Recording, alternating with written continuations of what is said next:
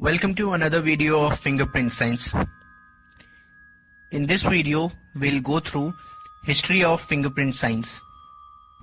Thousands of years before the birth of Jesus Christ, fingerprints were used on pottery to indicate the maker and the brand of pottery.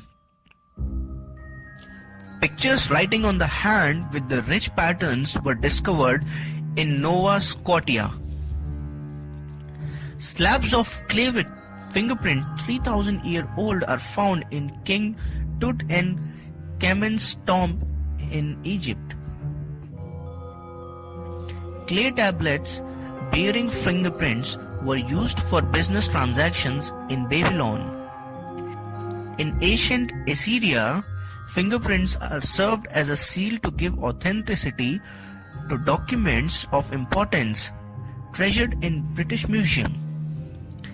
Various official government papers had fingerprints in Persia, Iran.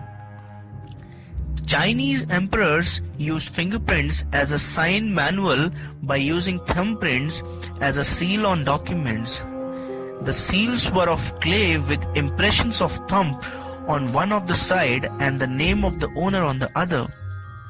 In Japan, fingerprints were found on certain prehistoric potteries. BC 246 to 210, Emperor Teixin was the first emperor to use such seals in China. In 702 AD, under the law of Taiho, when a Japanese husband preferred divorce charges, he had to imprint the mark of his index finger after his name on the document. Let's talk about medieval period. In 1851 AD, an Arabian merchant, Solomon, wrote that in China creditors' bills were marked by the debitor with his fingers, middle and index together. 1960 AD to 1278 AD, during Sung period in China, the deed of sale were sometimes signed by fingerprint by the negotiating parties. Fingerprints along with palm prints known as panja were used in India during the Mughal period. In the province of Bengal in India, Tipsahi, which means signature by impression, is in use since very long time.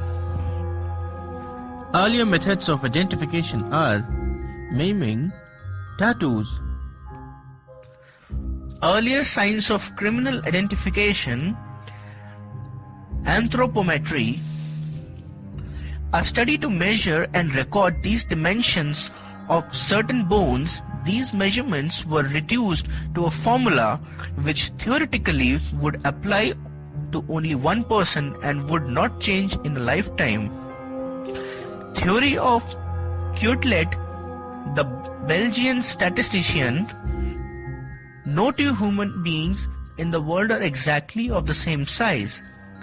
In 1860, Stephen, a prison warden in Louvain, France, started a system of keeping measurements of the head, ears, feet, breast, and the length of the body of the criminal. This system was further standardized by Alphonse Bertillon, a clerk in the police station department of Paris, who was also appointed as a director of Bureau of Identification, established in 1882. The new method of identification, namely anthropometry or the Bertillon system, proved to be unreliable when the measurements of the person were found to be same as those of person registered earlier.